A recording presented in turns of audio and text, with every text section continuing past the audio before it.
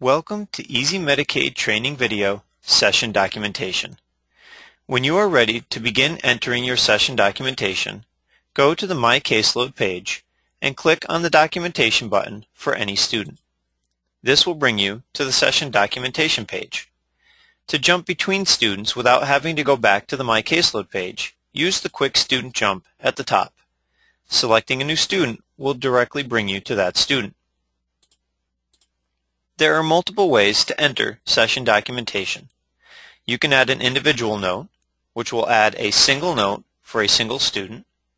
You can add a group note, which will add a single note for multiple students. You can enter multiple sessions for the same student over the course of a month, which is entering multiple sessions for a single student. Or you can run a schedule, which will enter a single note for each student within your schedule. Below, you'll see a list of all entered notes for that particular student. Any note that is in green indicates that it is a note that you have entered. If it is in black, it will indicate a note that someone else has entered. Now notice that that black entry only has a View button and not an Edit or Delete. You may only edit or delete entries that you have personally entered.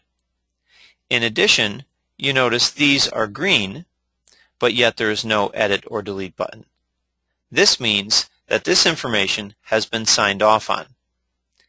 If you are a supervisor, when you sign off on your information, you can no longer edit or delete it.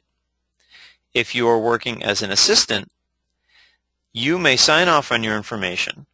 The edit and delete buttons will still be available until your supervisor signs off.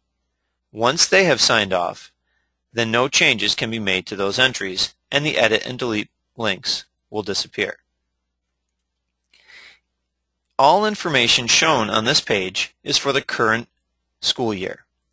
If you need to view notes for a previous school year, you can click here, and it will now show all notes that go to the previous year, if there are any available.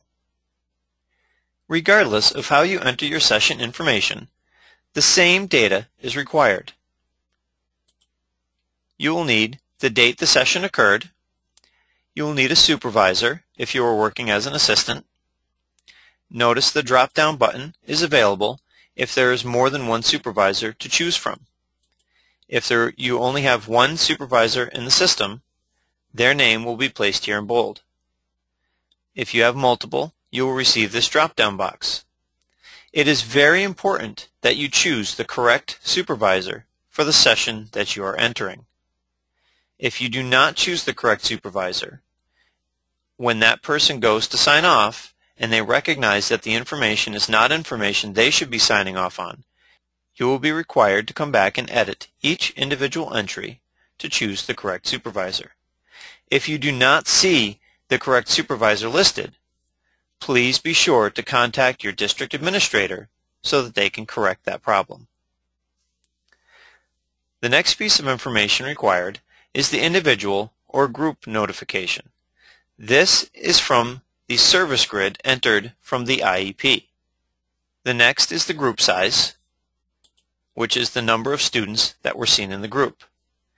Please keep in mind that this is not necessarily related to the individual or group choice here. Sometimes a student has an individual service on the IEP, but they were seen with another student. So you will choose the individual because that is what their IEP states, and that is the service that should be provided, but you will choose the distinct number of students that were seen at that time. Conversely, some students have group service in their IEP, but have circumstances where potentially other students are absent and they end up getting seen by themselves. So you would choose the group and you would choose a group size of 1. The next piece of information is the session time. This is the number of minutes that the student was seen for that particular session. If the student was not seen for whatever reason, you will choose the reason why. It is important to document all sessions, even if the student was not seen. If they were not, simply choose the reason they were not seen and click the OK button. If a student was seen, then use the list below to document what occurred during that session. Consultation and evaluation have individual choices at the top and cannot be chosen at the same time as additional session tasks. If a regular session occurred, choose one or more of the session tasks to indicate what occurred during that session. At the bottom is a place for notes. You can type as little or as much here as you'd like. There is also a place for choosing recurring notes. If you have entered recurring notes in the system, they will be available here, and you can simply select that note and it will come up in the Notes section. When you have finished, select the OK button and that session will be entered. So this is the information required for each session regardless of how you enter your documentation. Please see our individual training videos related to the different methods of entering session documentation.